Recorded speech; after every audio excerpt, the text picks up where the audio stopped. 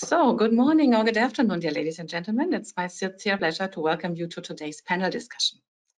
Let us invite you today to share some thoughts and evaluations on what to be prepared for and what to expect from the Act on Corporate Due Diligence in Supply Chains, for quite obvious reasons, usually referred to as the German Supply Chain Act for short, a topic which continues to raise many questions. In today's panel discussion, we will focus on the potential impact of the German Supply Chain Act on business activities in Asia from a very practical point of view, providing an overview on what to be prepared for upon doing business in China, Malaysia, Thailand, and Vietnam as examples for the region.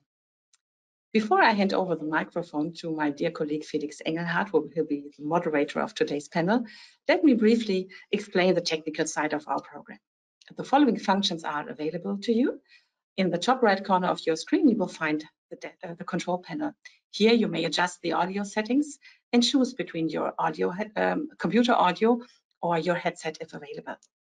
Please note that as a participant, you are muted by default. A little further down the dashboard, you will find the question panel. Please note all your comments or questions here for us to take care of. You may do so anytime during the panel. It won't disrupt the flow in any way, but make sure that you can catch your thought as soon as it comes up. We will be happy to take down all your questions or comments and refer to these later in our Q&A session at the end of today's panel. So, that being said, it is now my pleasure to turn the microphone to Felix. Felix joined Rödl Partner China as Senior Associate in 2021 from our Shanghai office. He regularly advises foreign enterprises on various aspects of their business activities in China, in particular on investment, commercial and corporate law, intellectual property, as well as cybersecurity and data protection. Felix, the stage is yours. Thank you very much, Bettina, for the kind introduction, and also from my side, welcome everyone to our webinar today on the Act on Corporate Due Diligence Obligations in Supply Chains, as it is called in full in English, or short, as Bettina mentioned, we will call it German Supply Chain Act, or SCA, in the course of this webinar. The implications of the Act have been for a long time now widely and vividly discussed by company boards and managements. German companies and those who fall within the scope of the SCA, especially SMEs, small and medium-sized enterprises, fear high implementation and maintenance costs, and of course also a competitive disadvantage regarding their global competitors. Although there is some harmonization efforts on an EU level on the horizon with the proposed Corporate Sustainability Due Diligence Directive, which will bring probably even stricter rules in the supply chain area, we have a number of questions that are still unanswered, and a number especially of implementation related questions that we would like to, together with our audience, with our panelists today, discuss and give some practical advice on that. After all, we have to face it, the SCA will be reality very soon, and the following compliance obligations will apply to an estimated 900 companies starting from 1st of January of next year, and then in 2024, around 4,800. They include having an appropriate and effective risk management system in place, which involves assigning internal roles and responsibilities, conducting regular risk assessments, which also involves risk assessments that are induced by particular events, like, for example, a new business scope, introduction of new technologies, etc. Having a policy on the company's human rights strategy, appropriate prevention and remedial measures, immediately adopting those measures once a perceived violation and an immediate violation is about to occur, having certain measures in place with regards to direct as well as, under certain circumstances, indirect suppliers, and of course an equally important compliance obligation, continued documentation and annual reporting. And all of this, of course, seems overwhelming, and a large number of companies are still wondering, because we hear this, where to start. It is, as a matter of fact, some of them, or maybe many of them, will already meet a substantial amount of obligations under the SCA, because they have been implemented through international agreements into German law, especially those originating from United Nations, the OECD, or the International Labour Organization. The supply chain, the German Supply Chain Act itself contains some useful details on what is expected from affected companies. And in fact, we have received feedback from clients who have already gone down to the nitty-gritty of putting SCA requirements into practice. The SCA, one reads the SCA and you will become aware immediately of this quite general and abstract language that is can be found at various parts of the Act. For example, terms like appropriate, effective, suitable, usually, immediately, and those vague terms, they leave companies with numerous questions in this, yeah, we can say relatively new field of supply chain management and compliance. From our side, we would like to give you first two pieces of good news. The first one is that this rather high level of abstraction in the wording of the Act is there for a reason, which is to grant all companies that fall within the scope of the Act enough room and flexibility to consider each particular circumstances of each individual case, as long as the compliance measures take into account the nature and scope of the company's business activities, the company's ability to influence the direct perpetrator of any human rights or environmental risk or violations, the typically expected severity and likelihood of a violation, as well as whether or not the violation is reversible, and lastly, the nature of the company's contribution to the respective risk or violation.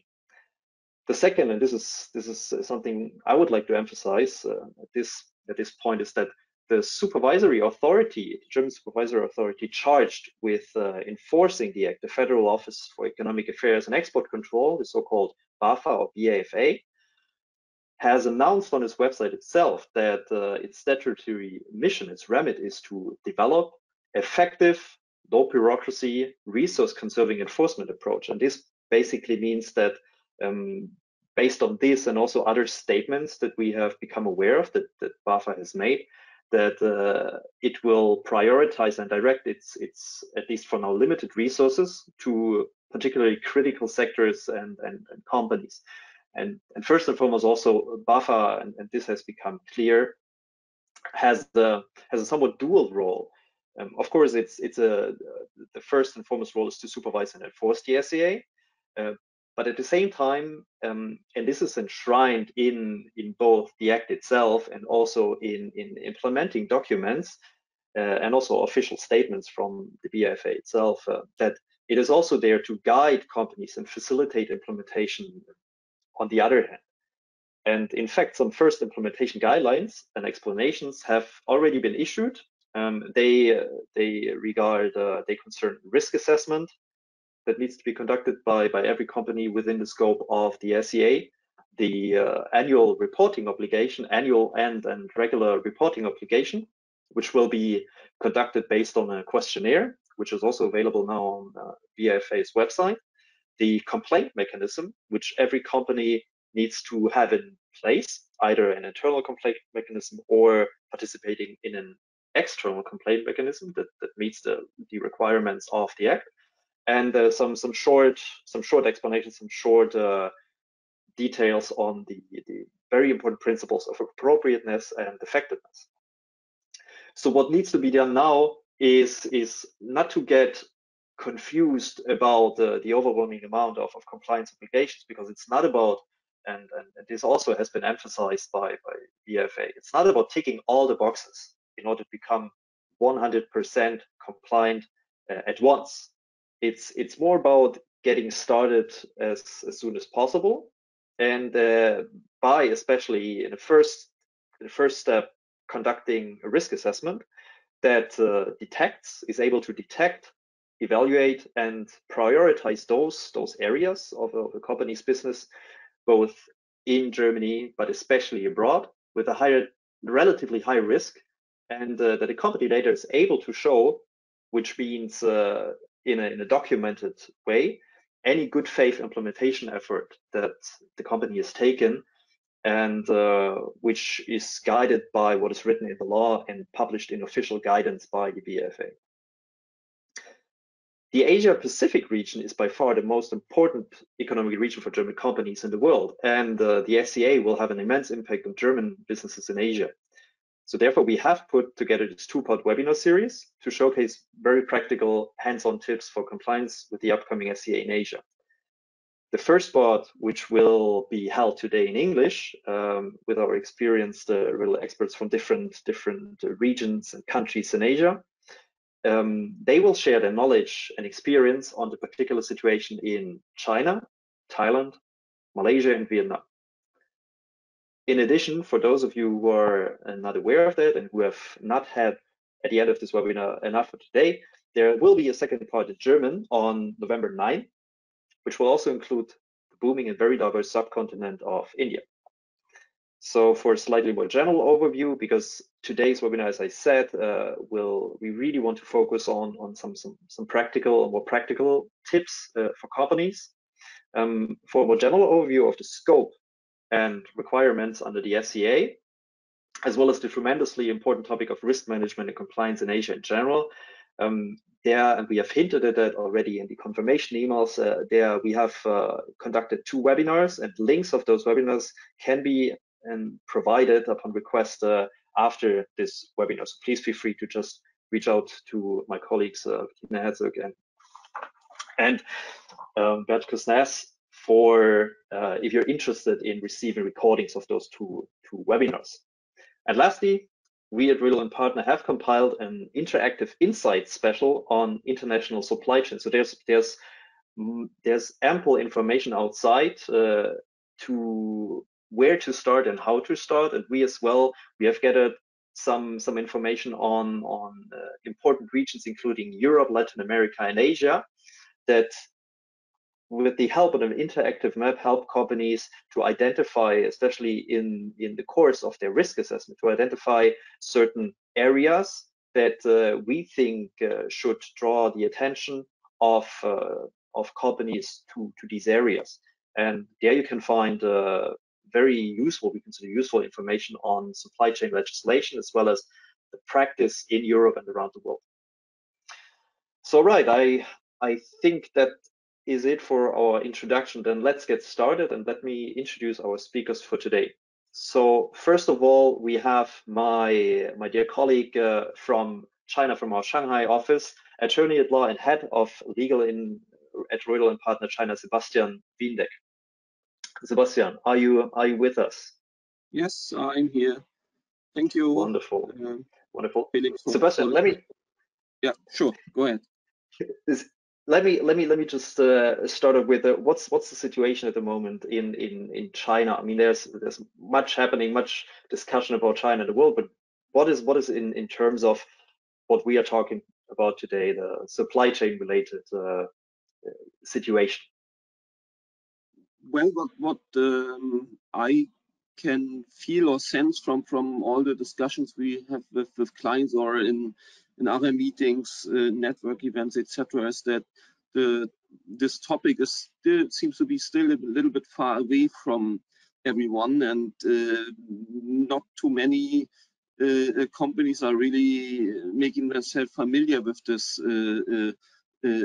topic, and are not really sure what the impact of the law or the act will have on their business. So that seems to be the case, and many say, well, I'm in China, I'm not affected by that law because I'm not a German company. I'm just a subsidiary of a German company, or I have my own business here. So that's the situation in China. We have other clients or other companies here in China who I know who are preparing themselves very much, in particular those who are in the sourcing industry for big German or European companies like Aldi or Chibo or IKEA, etc., and who get those kind of obligations from their customers, and who tell, look, I mean, you are not too far away, you're part of our supply chain, so we want that you obey the rules which are coming. So it's a mix of both. I don't know what's going on, and why do I care? And oh, we really have to do something about it. And I mean, it's only two months ahead until the new law will come into effect. So it's time to think about it. Time to think about it. Thank you very much, Sebastian. We will certainly get back to that later during our panel. For now, I would like to move on to our second panelist, our second speaker for today, which will be our colleague Martin Chrometzka from our Thailand office in Bangkok, attorney at law and co-head of legal at Rödl Partner in Bangkok. Martin, can you hear me? And can you tell us a little bit? We just heard from Sebastian from China. What's the situation like in Thailand at the moment? Yeah, thank you, Felix. I can hear you loud and clear. And thank you very much for having me today. The situation in Thailand is actually not so unlike what Sebastian just said. I feel, in my experience, it's a little bit similar, that it still feels a bit far away, while the implementation of the act is not really far away anymore. And similarly, many companies don't seem super prepared and super worried about about the SCA coming up and the related regulations in Thailand. Maybe allow me a few more general statements on Thailand, just in general. 4 points here. When I look at the SCA, right, then I actually can see that a lot of the issues addressed in the SCA are addressed by Thai laws and regulations, right? So, for example, we have laws on the books in Thailand talking about human trafficking, child labor, and so forth. So technically, these obligations apply already in Thailand to a significant degree. And sure, you can argue that these laws can be improved, that there might be loopholes, fair enough. But I think the main issue for Thailand is actually not so much the legislation, and it's more the enforcement of the existing laws. So, lack of enforcement actually, especially in the more remote areas of Thailand.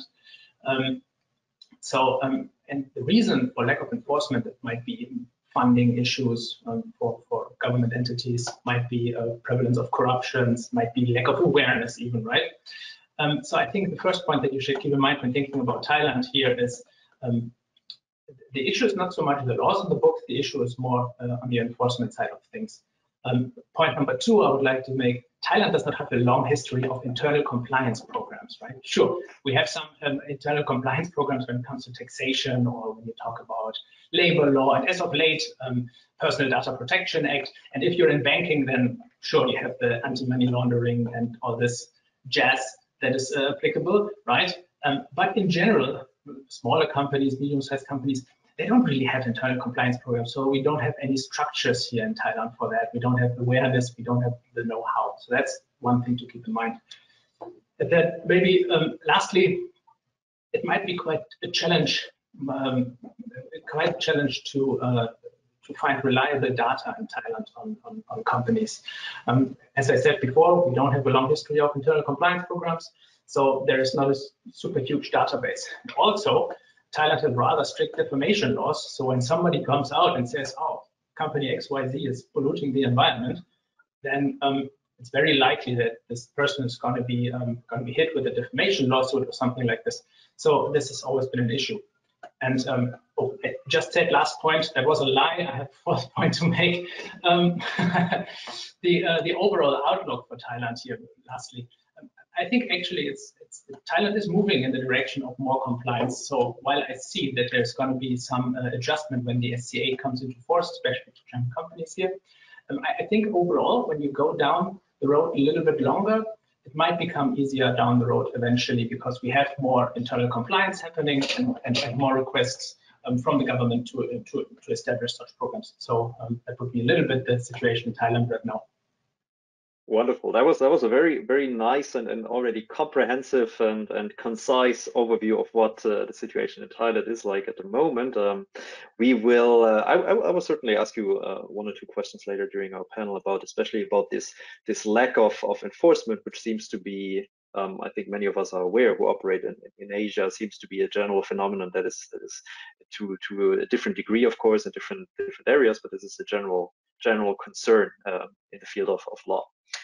Okay, then I will move on to our 3rd panelist from Vietnam. We are very happy to have him, Wekezer, attorney at law and head of legal at Rödl Partner in Ho Chi Minh City. Michael, same question to you. Vietnam, how are we at the moment? And where are we? Thank you very much for the kind introduction. I would say it's already we already developing quite interesting insights just by comparing the countries, and it seems that we are painting a picture of Asia and enforcement of the act in the sense of same but different. So there seem to be common patterns in all of this. However, obviously on the ground it will be slightly different.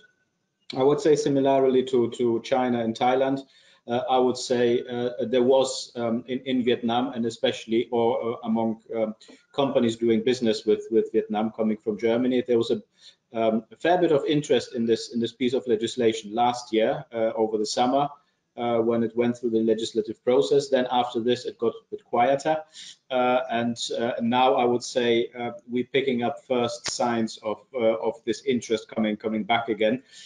Since, as you correctly said, the implementation deadlines are actually not far off right now. You could also in Vietnam specifically see that things are moving. I mean, there are initiatives here, for example, from the German GIZ, the Gesellschaft Internationale Zusammenarbeit, and also the Ministry for Economic Cooperation. So they're on the ground here in Vietnam, and they're setting up programs introducing the content of the Supply Chain Due Diligence Act, and also providing a kind of a means and advisory services possibly for local entities trying to look at these things, which for me is sort of a sign that things are starting and moving here. In terms of the situation on the ground in Vietnam, it's again, it's a kind of a similar story.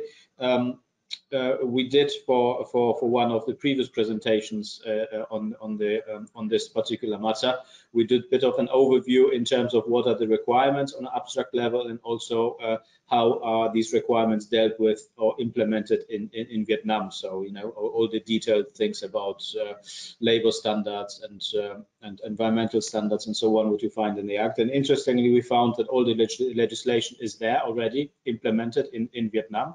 So all these topics which are being mentioned in the German Act are being dealt with in Vietnam.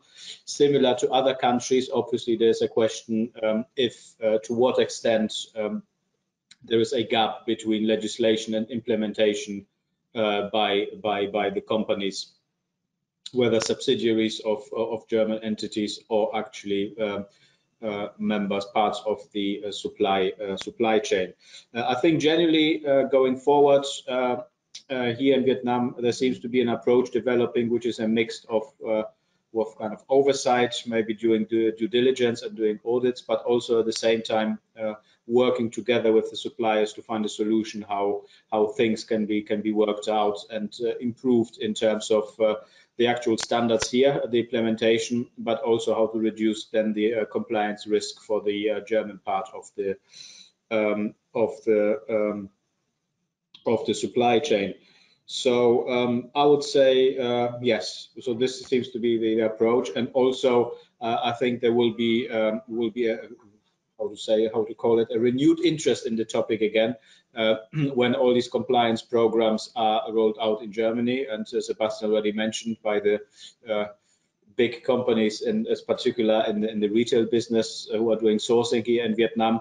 And then it will be very urgent to deal with this. So probably the prudent approach would be to start thinking about it now, how to do it, rather than wait for the first compliance program of a customer being rolled out on the Vietnamese subsidiary in an unprepared way. Absolutely, I totally agree, and I want to stress again one thing that you said is that companies are not left alone. There is, in fact, especially from associations like the GIZ, the GIZ, and also from other stakeholders and industry associations and industry groups from different sides, there are support measures. So companies are not left alone to do this on their own, and this is something that should be borne in mind.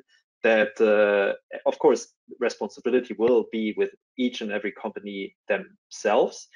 But there's ample information out there, and there's also ample support from different sides, including the companies belonging to similar industries or the same industry can support each other through industry initiatives and development of certain standards, which of course will happen gradually, but this will be a joint effort. So I think this is very important to emphasize.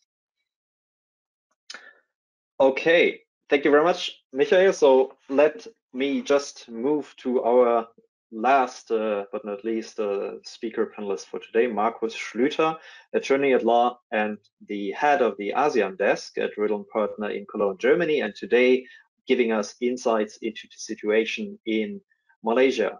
Markus, hello to Cologne. What is Malaysia doing in terms of supply chain due diligence? Hello, back to Shanghai. Yeah, many of the statements that we heard from the previous colleagues do apply for Malaysia as well, actually. We see that Malaysia is deeply enrooted, of course, in international supply chain. It has, since the 80s, been seen as an attractive destination for investors, foreign investors. It has an abundance of natural resources, tin, rubber, palm oil, petroleum.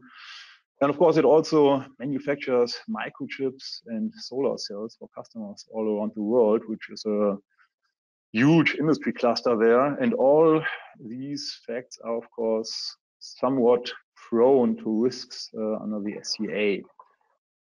So there are quite some challenges that needs to be observed when doing business in Malaysia. Quite burdensome regulatory regime can be mentioned. Generally, often limited access to skilled labor. And Malaysia is considered a partly free country, according to the Freedom House annual report on political rights and civil liberties. This is a political country index which lists all countries worldwide and labels them. Malaysia is partly free, and this means that the Malaysian government partially suppresses civil liberties. In this regard, Human Rights Watch and other organizations like Amnesty International have occasionally reported arrests and prosecutions of human rights defenders, journalists, and opposition leaders for criticizing the government. And also COVID-19 measures have sometimes been used to suppress freedom of expression. It further appears that the Malaysian government maintains an aggravated approach supported by some religious authorities who push a more conservative interpretation of Islam that can threaten the religious freedom of non-Muslims or non-Sunni Muslims or generally non-religious people in Malaysia. Therefore, although Malaysia, of course, bears many advantages as investment destination, these downsides need to be considered when doing business there. Thank you. Thank you very much, Markus. So this is our panel for today. Our distinguished panelists, we will come back to the main part of our panel in 1 second. We have prepared, before we start our main part for today, we have prepared a little poll to see how I see at the moment we have 42 attendees today in our webinar, how well or not our attendees companies are prepared. How ready are you for the very soon coming into force of the German Supply Chain Act? So you will see now pop up on your screen. So Paul, I kindly invite you, everyone, to just make a choice. Of course, this is anonymous. We will not see who voted for and who selected what. It's just for us to give us a little idea of where our audience stands, and especially how German companies and those who will most likely fall into scope, how well you are prepared for when the act comes into force next year very soon.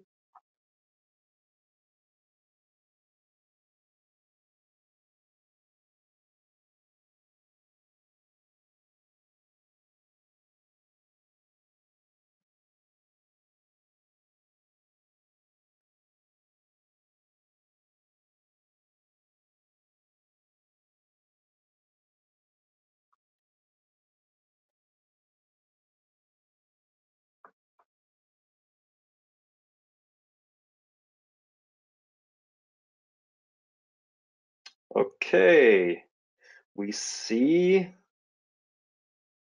Okay. This is, I would say, this result is quite telling. We see that a large number of our attendees today have either not yet assessed if and how the essay will affect them, or have started assessing the essay's implications, but may not have, given the other two answer options, but not have already started adopting implementation measures, let alone having already a comprehensive supply chain risk management in place. Although we have 13% for whom that is the case, which is also quite interesting. And yeah, we would love to hear later during after our panel, after our Q&A, would love to hear maybe also some practical best case sharing from some of our audience members. So that would be, this is definitely something that we can build on for the rest of our webinar today. So thank you very much, everyone, for participating in this little poll. So now, as announced, the main part where we will address, go a little more into the details, the practical aspects of the situation in each specific country, especially to see what companies, in our view, should pay particular attention to when starting, especially those who have not even started yet, and what would be first steps to tackle. What would be the areas that companies, in our view, should lay particular emphasis on. So we will, we will invite our panelists back on stage. Now, everyone, I see Martin from Thailand has joined us, Markus. Now we are complete. Wonderful. Thank you very much. Welcome back, gentlemen. Okay, I will start, maybe Martin, to you, Thailand. The first questions I have, and this is a general question, because the first step, as announced in the introduction of our webinar, is that companies need to not only be aware of what the Act actually does in general, but more specifically how it will affect their business. And in order to do that, what are the risks? This is what companies need to know. So in terms of Thailand, which sectors, which industries you would say are particularly risk prone in Thailand? Okay. What sectors are high risk sectors in Thailand? Well, several sectors that need to be considered. The most prominent one would probably be the fishing industry in Thailand. Comes to mind first. You might have read actually on it in the press, because it has been a quite prominent issue that in the Thai fishing industry there are reports of child labor, of human trafficking, of forced labor, and so forth. Actually, it's gotten to the point where the EU issued a warning for Thailand. That was in 2015, I think, and subsequent to this warning, Thailand actually enacted some remedies, but the warning could have, in theory, led to a complete import ban of goods from the Thai fishing industry to the EU. And that was mainly related to forced labor, human trafficking, child labor in the Thai fishing industry. But as I said before, Thailand has addressed some of these issues already. But to be fair, if you read the news, to this day, there are reports from NGOs saying that this is an area where more needs to be done. And you can see some of the typical issues that I mentioned previously in Thailand on this example. So for example, when you look at child labor, for example, right? In general, Thailand has a law on books that says that a minor less than 15 years should not work, should go to school, right? But then the law actually states that employment of a minor is not permitted, which leaves a lot of wiggle room open for non-employment kind of work, right? So for example, in the Thai fishing industry, apparently it can be that the family has sort of a boat, right, and is working for a bigger company, but as a sort of a supplier to a bigger company there, and then children are working on this boat, but they are not technically not employed. So there you have an issue of a law leaving a little bit of a loophole, right? Another issue in the Thai fishing industry was human trafficking, forced labor. They're another issue. Lack of enforcement comes to mind. So as I said, we have anti-human trafficking laws. This is all good and nice, but then these laws sometimes stipulate rather limited fines and penalties for human trafficking that are kind of manageable. And also a lot of agencies and government entities found that there was just a lack of funding. There was not enough enforcement available to ensure compliance with the law. So there's something where you actually have technically a good law, but the enforcement lacks. So that was an issue there. So high risk area probably going to be the fishing industry. Next industry that comes to mind would be food processing in Thailand. Food processing for poultry, pork, fruits, this kind of thing. Thailand is actually known as kitchen of Asia. They describe themselves. So we have a lot of food in Thailand, a lot of food processing here. And in the food processing industry, we hear again and again of cases of very bad working conditions that tantamount at what they claim it's slave labor, forced labor, this kind of trouble, especially regarding migrant workers or stateless people.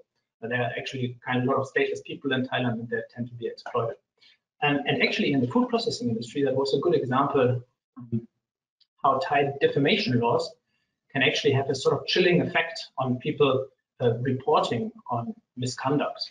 Don't want to name names just to avoid any risks. But if you Google it, you're going to find like a lot of companies that were actually where migrant workers actually filed complaint against them, and then they have even been issued a fine by the government for violating labor laws, Thailand, and so forth. Yet still, the company subsequently went ahead and sued migrant workers for defamation in courts. And to be fair, these lawsuits, I think they have been, almost all of them have been dismissed or otherwise gotten rid of. But still, you can clearly see there's sort of a conscious approach by certain players in the industry to avoid any complaints, right? And these complaints and these defamation lawsuits are not only directed against workers or whatever, but also against human rights activists, even against lawyers. This really crosses the bar. So food processing is a dangerous industry. Next industry that we want to be mindful of is anything construction. So let's say you're rendering construction services in Thailand. Usually what happens is you're not going to hire 100 local people to construct something, but you're going to go to a workforce outsourcing service, right? And there have been lots of reports of forced labor or mistreatment of migrant workers, mistreatment of stateless people in these outsourcing companies. So you need to be mindful there. So when it comes to forced labor, human trafficking, child labor, be especially careful. Fishing, food processing, and construction in Thailand. When it comes to environmental issues, this has also been a real issue in Thailand. An environmental issue. Unfortunately, the first group is rather broad. Everything manufacturing can be an issue here. So especially in the vicinity of Bangkok, there's the Eastern Economic Corridor. There have been lots of reports of illegal dumping of waste or burning waste, of pollution of groundwater and so forth. So there you need to be careful. Also, if you're in mining, the mining business, anything related to mining business can be quite risky in Thailand because there's illegal deforestation, that's a huge issue, as well as other environmental issue, plus displacement of people, meaning if there is a certain mineral somewhere, then they might just go ahead and mine it, even though there is a village. So that's obviously problematic. So mining also high risk. And then lastly, everything relating to wood and timber, again, deforestation, pollution and displacement of people. So I would say in general, we would say for general human rights issues, we have fishing industry, food processing, and construction as main issues. For environment, everything manufacturing, and then mining, as well as wood and timber businesses. That would be for Thailand.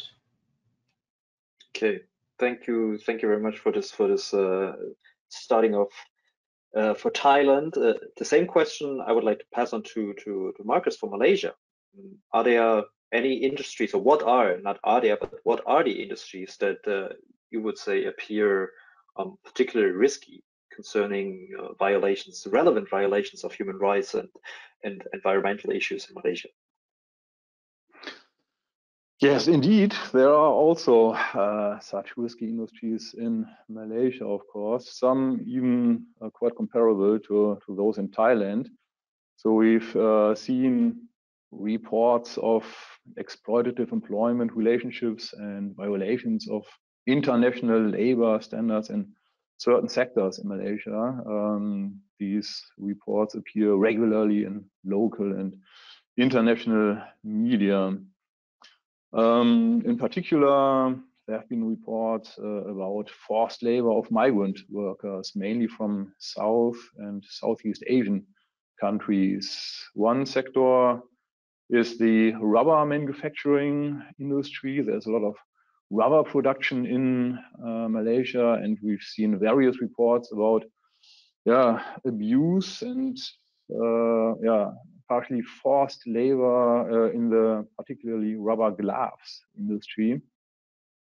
Then we have, of course, a lot of palm oil plantations in Malaysia. Malaysia is one of the largest palm oil producers worldwide, next to Indonesia. And also these plantations are prone to risks that especially migrant workers do work there with very limited or no working standards at all. We have also a vast fishing industry in Malaysia. It's the same like Martin mentioned already. We know that on some trawlers, also some refugees, Rohingya, for example, have been found. Some of them haven't left their boats for a year or so. And then there's the huge sector, the electronics industry. And therefore, especially minor works, we also see a lot of migrant workers who are not really closely monitored by the government and therefore not significantly protected.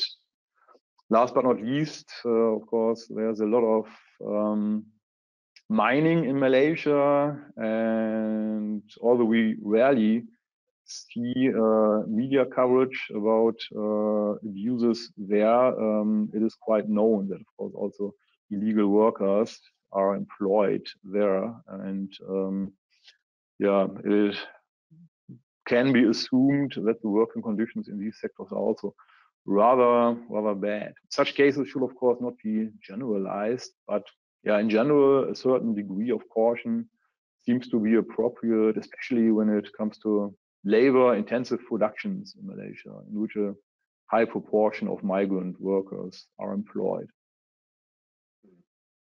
Thank you, Markus. This is one of the reasons why we have created this insight special that I mentioned in the introduction, where we stress, where we have spent some time and effort to research sources that give insights into what are the particular risks. So this insight special that we put on our website, this is can be used as a first source for companies to look at that.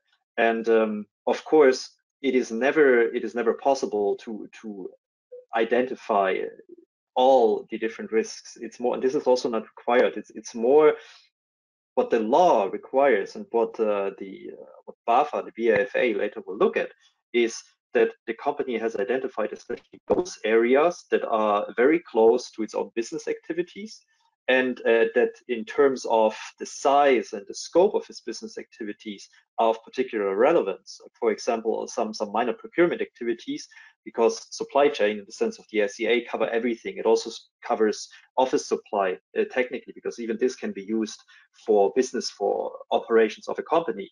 But if the actual core of the activities of a company lie somewhere completely else, and the company does not, for this reason, does not cover all the risks that exists in its own operations, then this is not itself extremely problematic. So it's very much about prioritizing those risks, and therefore it's very important to know about these, especially widespread risks that can affect companies. Michael, Vietnam, which industries, this is basically the same question, would you say are most affected in Vietnam, and which pose the highest risks for companies? Yeah, thank you for that. I was listening to in the past 10 minutes with great interest about the Thailand and Malaysia part, and was sort of thinking fishing is quite interesting. But interestingly, there is not much I could kind of recall about problems here in Vietnam. Maybe it's because there is most of the of fish and seafood generally comes from farming rather than fishing, although there is also a substantial fishing industry here. But no, this does not seem to be, at least publicly, a kind of a source of problems here in Vietnam. However, I would again go with the approach of my colleagues who just discussed Malaysia and Thailand. In terms of thing A, it depends what risk we're talking about. Then there may be a different industry which is a high risk here. And also, I think it's worthwhile to look at the segment of the economy in which the particular company operates. So that would be again kind of linking up to what Martin was saying about Thailand. So there are certain risks which are connected with like smaller family businesses who may not be direct contractors of some multinationals, however may nevertheless be part of the supply chain. So if you have a small family businesses, some kind of activity which may be defined as child labor, for example, may be quite likely, although even the company itself or the people running the business, they do not perceive it as such, because they say, well, actually it's just a family business, everyone helps, right? So there is this kind of approach obviously there. Certain parts of the economy, less so obviously with big suppliers and factories and things like that. In terms of particular sectors, I think if you look at manufacturing in Vietnam is quite big generally. So just because of the size, it will be obviously a source of concern. Yet again, not a source of concern necessarily in terms of legislation being available, but a concern in the sense of the implementation of local legislation here. So if you think, for example, about environmental risk, I mean, there's a lot of shoe and textile manufacturing here in Vietnam, and Vietnam is kind of currently developing from a country being involved in the more basic end of manufacturing, like textile, like shoe components and things like that, into something going towards Thailand and Malaysia, where there is substantial industry dealing with electronic and electrical items. So therefore, currently, based on this, I would say there is some risk in the shoe and textile industry. So if you, for example, look at shoe manufacturing, which involves a supply of leather, quite often it is always a bit of a tricky environmental area. Because the process is kind of not always easy to manage in terms of discharges into local rivers and things like that. Also, I would say the textile industry, many workers employed their working standards generally. I mean, we do not have here in Vietnam a kind of a big topic around international migrant workers coming from different countries. I mean, this is basically the main reason for this is that population-wise, Vietnam is one of the bigger countries here in the region with nearly 100 million people. However, obviously there will be similar concerns around domestic migrant workers, so people coming to the big cities from maybe from the Central Highlands or some other areas. So they may actually in some areas be as vulnerable as migrant workers coming from different countries, and therefore may vary from employer to employer how they are treated. So I would say the textile industry is definitely one. If you look further in terms of processes around environment and also health and safety items, the manufacturing and processing of metal is maybe of interest here. There's again a lot of kind of basic processing of metal and metal sheets in Vietnam, also coating and so on, which may be a tricky process yet again in respect of environmental standards.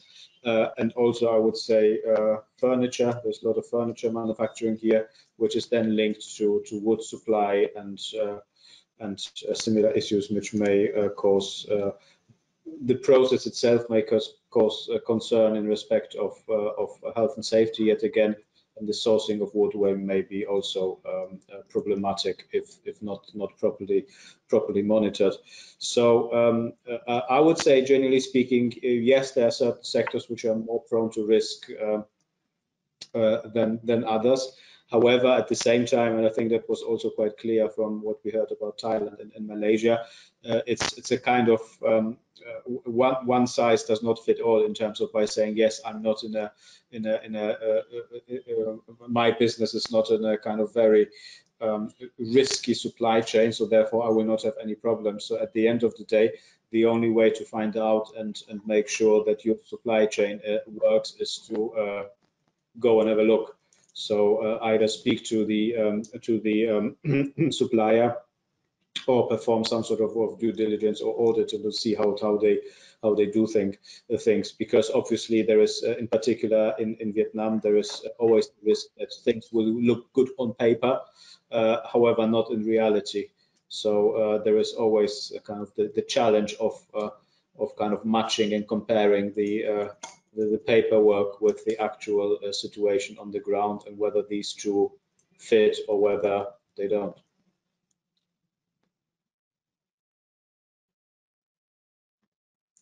So I think that would be my short summary from Vietnam on this side.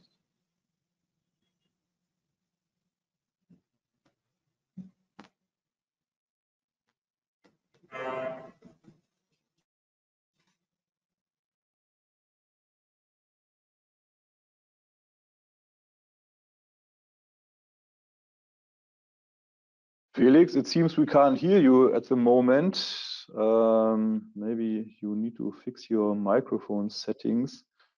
I will jump in for the moment and yeah, take a look.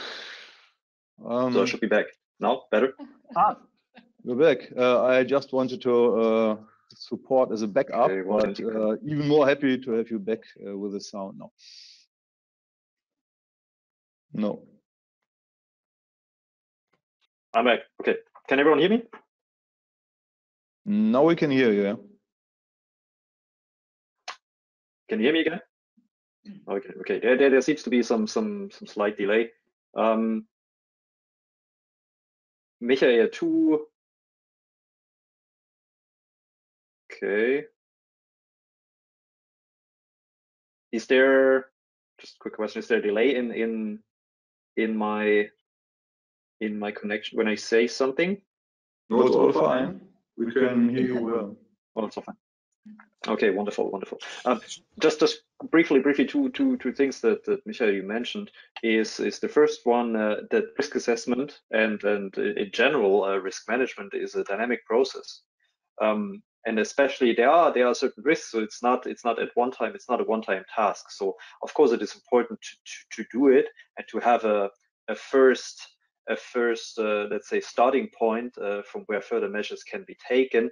but a country changes, a company changes, a company grows either organically or through acquisitions, through certain transactions. The market changes, the legal framework in a certain country changes, and this means, and this is also incorporated in the SEA, that a company needs to monitor the situation on the ground. The company needs to be aware of its own activities and also what's happening in the respective country, and especially when in a country like Vietnam that is transforming from a certain style of manufacturing, from a certain style of economy towards more complex supply chain, especially with more sophisticated manufacturing activities. There are new risks, and this needs to be borne in mind by companies that everything is dynamic, and procedures and processes need to be in place so that they can function and work properly also within this dynamic framework. I think this is the most important part, and this is something that we have seen in other countries, and I think the most prominent example is China, which for a long time has been the manufacturing powerhouse, especially for low cost manufacturing, and nowadays we all know this is the second biggest economy in the world, and has a very, very elaborate and sophisticated manufacturing infrastructure. And but we know that China at the same time has gained some ground on the negotiation table, and also Chinese companies have become quite confident because they are aware of their role within global supply chains. So, Sebastian, is it even realistic to meet legal requirements of the SCA in China for companies against this background?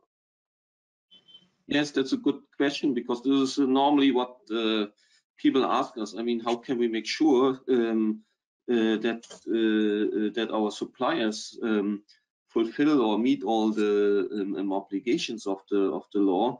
Because it's difficult for us to find a supplier in China, and we know that supplier might also get his supplies from other suppliers. So it will be difficult for us, and we don't have many choices in China to really find a supplier. Normally it takes a long time to establish, I mean, either to select a good supplier, and then you have to train the supplier over years to make him become a reliable supplier. So that's a good question. But in that regard, I think the law provides a certain support to affected companies. It does not ask for a guarantee that the supply chain is clean in terms of the law, but you have to use best efforts to avoid any of those risks or those obstacles stipulated in the law. So that's the one thing. And the other thing is that the regulatory framework in China is actually pretty much in line with the requirements of the law. So also in China, forced labor is not allowed. There is a prohibition of overtime work beyond a certain limit. There's an obligation to compensate for overtime work. There is a prohibition of child labor. All this we have in China in the labor laws or other laws, and there are also very strict environmental laws, which are sometimes even harsher than the ones we know from back home. So the regulatory framework is there, and to a certain extent, of course, you can rely on it. Yeah. And then it will be on a case-by-case basis how deep you have to dig into your supply chain, and there are a lot of things you can do in that regard. So, I mean, if you have a supplier from one of these provinces in China where we all hear about in the news, and where it seems to be problematic to source, and here the relevant industries are in food industry, in particular vegetables or cotton, where it's very easy to find out who are the shareholders of that supplier. And when you see it's Mr. Wang and Mr. Lee, so private people, so that's good. If you see, oh, that's the Public Security Bureau, then wow, then you might ask some questions who your supplier is. So there are a lot of public sources which you can use to just get an idea of whom you're dealing with. And also, have there been any incidents, any claims brought by employees against that company?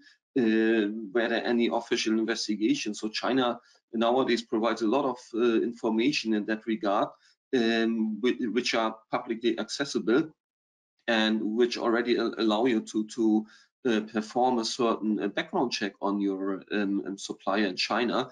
And then, of course, if the supplier is a significant supplier, you might want to go there. You might want to check how the working environment looks like. I mean, how the factory looks like, and what kind of conditions the employees work there. And might also do some interviews. Of course, might be that you will be tricked, but then in that case, you have done everything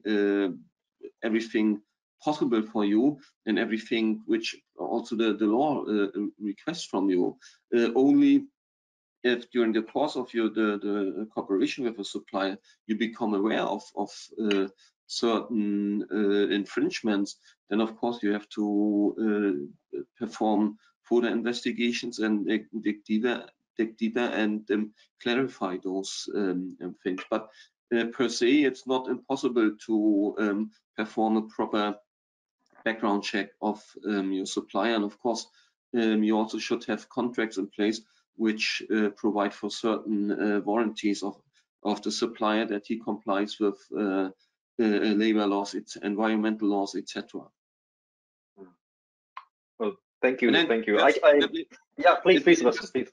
Add one thing, and then in future, of course, it will be also, there will be an industry for performing these kinds of reviews. So can be either a law firm with regard to corporate and other background researchers, but can be also a technical review at the site of the supplier if they perform and comply with technical environmental standards. So that there will be a lot of means which someone can use in China to confirm that the supplier is in line or complies with the laws. Thank you. I just wanted to add that the SCA itself actually gives some helpful examples for prevention measures that company can adopt, and one of them is, of course, inserting in contracts some clauses that oblige the supplier to first, before entering a business relationship, to warrant certain circumstances, but at the same time also clauses to grant the company inspection rights, to grant certain rights, of course, that respect the inviolability of business premises, and this can be drafted in a way that there's no business secrets and no trade secrets involved, but that give at least companies a certain assurances that they have the means not only to rely one time on certain warranties given by the supplier, but also later when there's substantial knowledge and or at least certain hints and certain indications that there might be violations, that the company has itself means to further investigate that. This is very important. Markus, what because the SDA says explicitly that only because the end, so stopping cooperation with certain suppliers should only be the last resort for companies. So the SCA acknowledges that. So if a country has not, and this is what the SCA said, the country has not ratified or implemented certain of some of the conventions that are annexed to the SCA, so that include those relevant protected rights, human rights and environmental related rights. If, for example, Malaysia has not acceded to these international conventions, it does not mean that a company needs immediately stop doing business with a certain supplier. But it's still relevant and still interesting to know to what extent, and you've hinted at that already a little bit, what extent has Malaysia acceded to relevant international conventions that address these issues? Yes, of course, local laws, their implementation and enforcement play the main role, but yeah, it is sometimes also an interesting indicator, of course, to what extent a country has acceded to international agreements. The SCA, in connection with its annexes, refers to a number of these specific international treaties, and countries that have joined these and have fully implemented them should generally impose lower risks concerning the SCA than those countries which might have not joined those treaties. Well, out of the 13 international treaties relevant to the SCA and that specify protection of human rights at work and environmental standards, Malaysia has so far only joined and implemented 6 agreements. For example, Malaysia has not signed those conventions to the International Labour Organization, which regulate freedom of association and the right to organize, as well as the abolition of forced labor and discrimination in employment and occupation. Fortunately, quite recently, in March of this year, Malaysia has ratified an ILO protocol concerning forced and compulsory labor and is thereby sending a signal with respect to some reported abuses that we have seen in the media. Malaysia is also one of the few countries globally that has neither joined the United Nations International Covenant on Civil and Political Rights, nor the UN International Covenant on Economic, Social and Cultural Rights.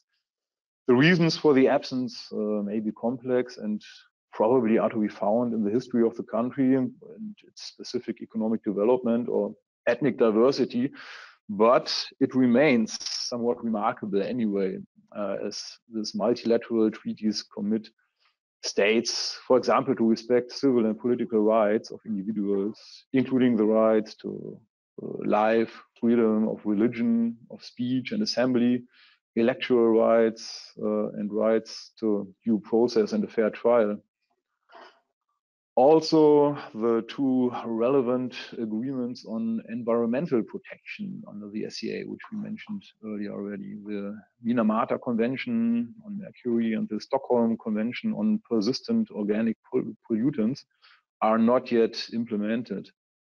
At least the initial assessment report of the Malaysian Ministry of the Environment and Water, which has been issued last year, highlights that the country is making efforts to implement the Minamata Convention, which it has already signed at least. The Stockholm Convention was also signed, but already back in 2002, it yet needs to be ratified.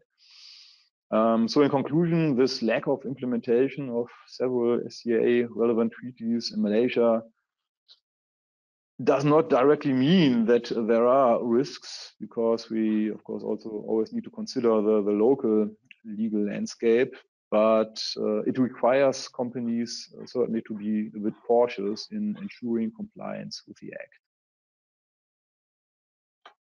Thank you. If maybe just a follow-up question, just a very simple one. So if those, according to your experience, is there any let's say from your side, any experience on if and when such conventions, international agreements are ratified, how long does it normally take? How fast? I mean, is the Malaysian government with implementing and putting them actually into local law, into domestic law? Well, often the more time-taking and also, of course, more political issue is the ratification in itself. The implementation after this doesn't take overly long. You can normally expect that lawmakers react within 6 to 12 months and issue local legislation, which often has been then prepared in parallel, of course, while ratification was pending. So once we have seen accession and ratification to such treaties, the local implementation does not overly lag behind. All right. Martin, I have another question for you. So, what are actually practical problems in Thailand by implementing these due diligence requirements? So, what will companies face when tackling the different requirements that are laid out in the SCA, and what can German companies and those companies that fall in the scope of the SCA, what can they do to meet the requirements of the SCA at this point of time? Yeah, good question. I think that there are several challenges in Thailand. So first of all, going back to what I said earlier, there is a profound lack of experience in Thailand, so we don't have any best practices, lessons learned, or anything like that to really fall back on, right? So that is an issue that I see just in practice. So probably we're going to need to apply lessons learned, best practices from other jurisdictions that have a little bit more of a profound understanding of these compliance matters. At the same time, it's a different culture, right? You cannot just go ahead and say like, oh, that's a functioning system in Germany, let's apply it to Thailand, and here we go. This is probably not going to work. So we need to keep this in mind. In general, when you're dealing with suppliers in Thailand, I think we need to differentiate two cases. Let's say you're dealing with a big, maybe even international company or a big Thai company or anything like this. Chances are actually that that they have some compliance structures in their companies already. In fact, if you deal with many bigger companies here, suppliers, automotive suppliers come to mind, you're going to get slapped with a bunch of code of conduct and other documents to sign in the first place, right? So this is probably not going to be an issue. Enforcement there usually is done via internal or external audits, right? Sometimes you have big auditing companies providing assessments, right? So I would say, in general, this is probably manageable. The more difficult and the more challenging task is to deal with smaller Thai suppliers that maybe more like a local company, so to say. There's several challenges, right? So first of all, how to obtain any information in the first place. As I mentioned earlier, there's not a huge database available. Just like, this company compliant. Actually, like in practice, given that's a Thai company, very practical challenge could be if you want to do a Google search, just right, Google search it, see is there any news on this company yet. You probably want to do it in Thai language because there's much more on it, right? So that's the first thing. So obtaining information, a big challenge. From my point of view, I would say you can talk to government agencies maybe, but in our experiences, it's probably not super helpful because obviously also restricted, cannot just like dish out information, but there are some offices that have like guidelines and general information, so that might be quite helpful. You might also be able to talk to NGOs or other organizations to get some information. Bangkok is actually a good spot for this. We have like tons of UN agencies sitting here. So, for example, a lot of information that I have received is from UNICEF directly in terms of child labor issues, right? So that might be quite helpful. And obviously, like having a service provider conduct a background check in Thailand is probably going to be necessary if you're doing this. It's probably not going to be possible to do it from you're sitting somewhere in Germany to really efficiently do this, right? So that would be the first part, obtaining information just to make an assessment, right? Then the second part is we have someone, as I said before, the smaller company in Thailand, they're probably not going to have the necessary structures, know-how, and awareness, right?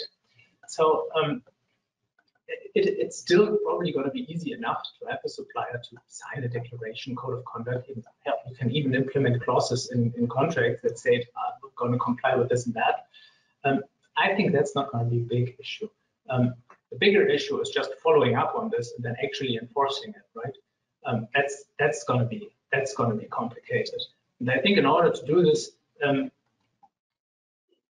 I think it might be helpful to actually have kind of a ready-made manageable concept that I can sort of provide to a supplier in Thailand who might never been aware of the topic in the first place, right? And just help them guide your business partner along the way. This is a way of communicating this, right?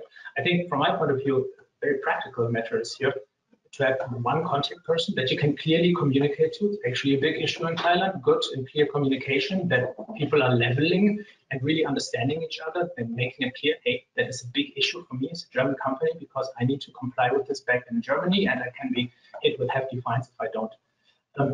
So having a dedicated person, one person, don't have like a million person, that's never going to work out, that you can clearly communicate with and maintain this relationship as well, right? Maybe have regular check-in calls, probably not every month, but maybe twice a year, something, even if nothing else is happening, just to stay in contact on the matter. I see a little bit of a practical issue how to raise the compliance issue in the first place. Because Thailand has a culture of what we say is face saving, right? Sort of pride in person, pride in companies, strict defamation laws. This goes hand in hand. So I think you need to be very careful when raising the matter. So it should be a very polite and a very respectful way, and it's very important not to come across as if you are saying that the Thai supplier might, I don't know, not comply with laws in Thailand, not, I don't know, pollute the environment, engage in all sorts of human rights violations. That's going to be really bad for your business relationship. So I think there the correct approach is to turn it around and tell them, listen, me as a German company, I have this compliance in Germany, and I need you to help me so that I can comply with my requirements in Germany. I need your assistance for this, and put it this way around, right? And this way you're not coming across as condescending, or I don't know, just being polite in general. So I think this is a practical issue. All aside the legal requirements that will be very important in Thailand in order to successfully implement a compliance program with the supplier in Thailand. Yeah.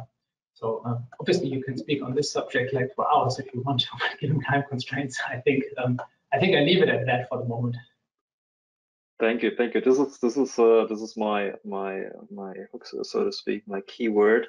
Because when I look at our time, we don't have much time left, so I leave it to I have, technically speaking, I have 2 more questions in our panel for China, Sebastian, and Michael in Vietnam. We can also, if both of you agree, we can also open the floor now for the questions that we have received from our audience, and maybe those questions will address parts of my questions that I would have asked you anyway, so that we give some opportunity to ask or comment to our attendees today. What do you think? Would that be okay for you?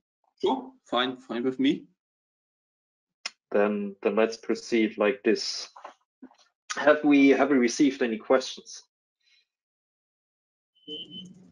So Felix, I think it's my turn to come back to you with the questions we received from our guests and from our audience. So here we go with the first one, which is addressed to Malaysia. So that will be Markus' turn. Is there any applicable legislation consistently enforced in Malaysia? Applicable, it is. Yeah, it is. I can say it's the Malaysian system prohibits, of course, forced labor of migrant workers, for example, which means that the previously mentioned cases that have been reported in the media are, of course, illegal. Malaysia has ratified the corresponding convention of the International Labour Organization, They also have environmental laws in place. Then furthermore, it has a very high legal ranking because also the Malaysian constitution expressly prohibits slavery and forced labor. And of course, the Employment Act and the, what's it called, the Occupational Health and Safety Act, they stipulate some minimal labor law standards and regulate occupational safety. So the general problem seems not to be a lack of legislation, but rather sometimes a problem on the implementation level. This issue is even more difficult to tackle due to the fact that especially migrant workers do not have a particular political lobby in the country to advocate their rights actively, and also due to their visa situation and the often precarious living conditions in their countries of origin, migrant workers still remain vulnerable to such abuse. Anyway, Malaysia is doing relatively well in the area of regulatory enforcement according to international indices. In a regional comparison, it looks quite well. But especially with the more developed countries in the Asia-Pacific region, the country lags behind jurisdictions like, for example, Singapore, of course, or Australia. But directly vis-a-vis some of the developing countries, I think Malaysia has quite a good standard. I hope this addresses the question. I hope so too. Otherwise, I'm sure the participant who put in this question will be happy to come back to us like we always do on a bilateral basis. I have another one in for Vietnam. Are there business practices in Vietnam that openly contradict the SCA but are difficult to change by one single company? As a keyword here is industry initiatives. Interesting one. I'm not sure you can hear me because I'm kind of, whoever else is talking, I just hear with a slight delay. Does it work? Okay, then I just carry on talking and hope for the best. No, I think it kind of links up a little bit what was said by Markus to some extent. So, I mean, we had, as I said, we had a look last year already when the compliance challenges in terms of implementation of the act came up, and tried to match up the requirements and the legislation, and it came out that two outcomes really. So number one outcome was that Vietnam is comparatively far advanced in terms of recognizing all these international conventions, which kind of are the basis for the requirements and provide more detail on this. So I think this is also kind of one item which is sometimes gets lost, but it's quite important to remember that we're it's not about enforcing some German standards. It's just about enforcing international standards which are already there, to which the country signed up already. So I would say generally, in respect of Vietnam, the recognition and participation in international conventions was quite high. And also the level of legislation seemed to be sufficient to cover all these items. So therefore, I would say, based on this, I would say no, there aren't any kind of systematic issues which are due to the to some kind of countrywide item or issue and so on. However, obviously there are industries in which compliance is not very well developed. Let's put it that way. But I think at the end of the day, most cases of non-compliance in Vietnam will be more due to the business model and possibly the pricing calculation and things like that, rather than some systematic issues which cannot be overcome. Thank you very much. I think this should definitely cover the question. And here we go with one last question I have from our audience for the moment. It's addressed to Sebastian. It's concerning China. Against the background of a number of negative news coming out of China in the recent past, what would you recommend companies to do in respect of SCA-related compliance? I think that I wouldn't say that the question is a little bit out of context, but the negative news we hear from China, I don't think that they are so much related to the Supply Chain Act, and if then it relates to certain issues in China, or like to that particular province in the northwest in China.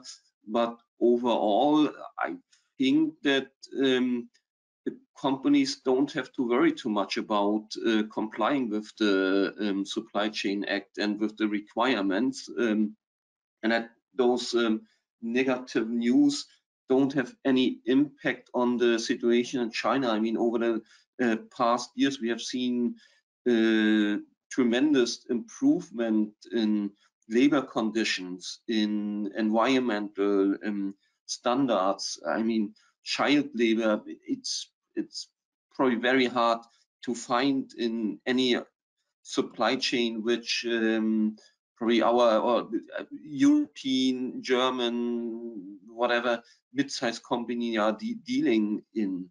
And therefore, I don't think that those negative news, and I would probably also need to know what kind of negative news are meant with that, have an impact on complying with the new law. So I don't think that this is the issue. Thank you very much. So that's it from my side, especially from the audience side for the moment.